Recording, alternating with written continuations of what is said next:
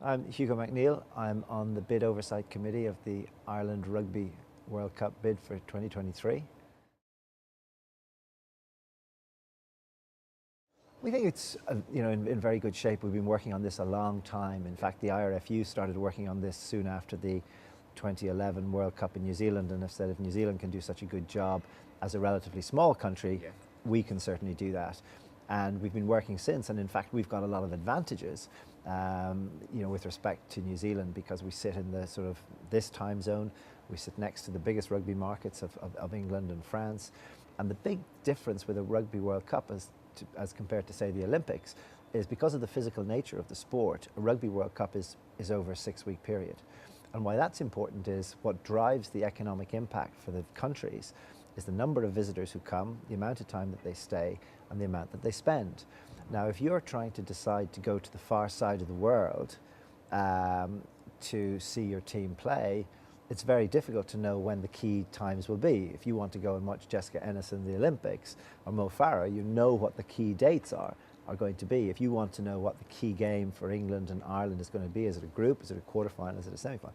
What that means is that the tournaments that are held in Europe, France, England most recently, draw much more visitors. So that's very powerful, because people can come and go, and that's a big attraction.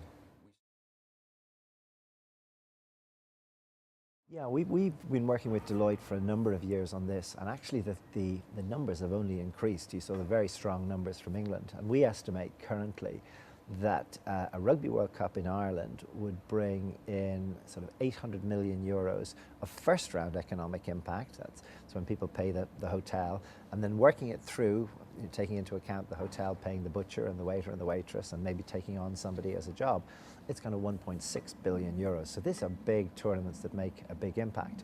And we think we would attract the biggest number ever who have actually travelled to a Rugby World Cup, because we sit on the doorstep of England and France, but we've also got this worldwide family of the Irish diaspora. And when Ireland has called, the diaspora has answered. And we've got this, as we said, New Zealand had this great mantra, the stadium of 4 million people, everybody on the island would get behind it.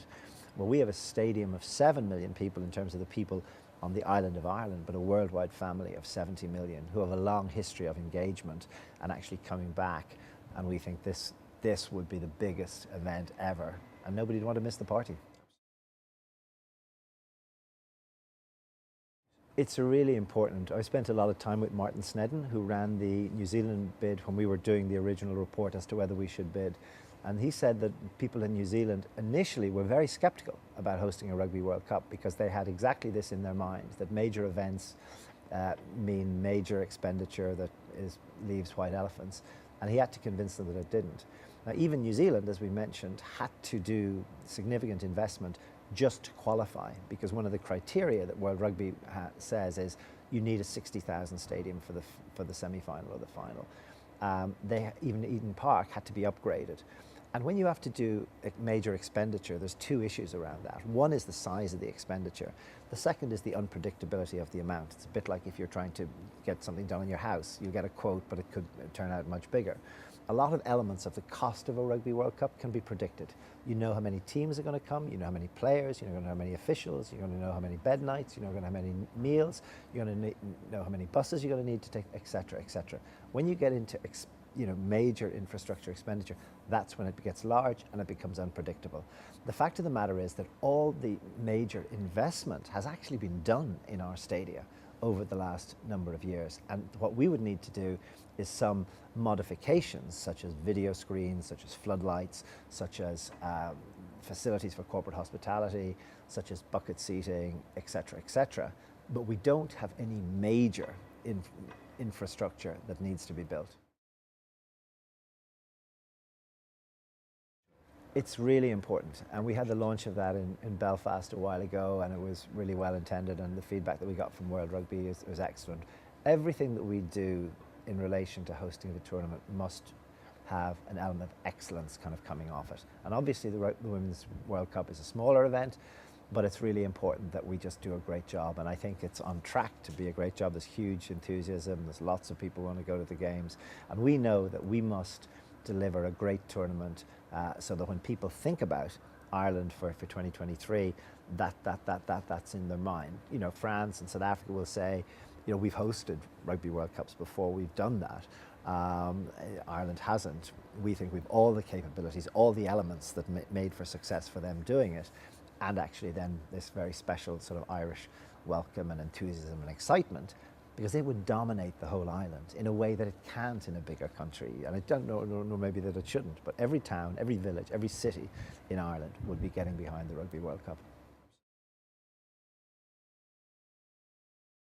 That's all fine. That was really a sort of a non-issue. In fact, we have long had sort of government sort of backing for this. In fact, actually, at the IRFU and when the minister, my first involvement in this was to chair a working group to prepare a report to both the governments as to whether we should bid. All the way through that process and everything subsequently, we've got great government support, both north and south, and all parts of the island. This is something that I think everybody, when it kind of dawns on them, wow, how big this could be, how important this could be, the impact it could have on our country, just gets behind it. And there's been just phenomenal sort of government support from all the sort of areas, in all the aspects, whether it's legislation, whether it's tax, whether it's security, the coordination and the cooperation and the enthusiasm of all the people involved has been fantastic.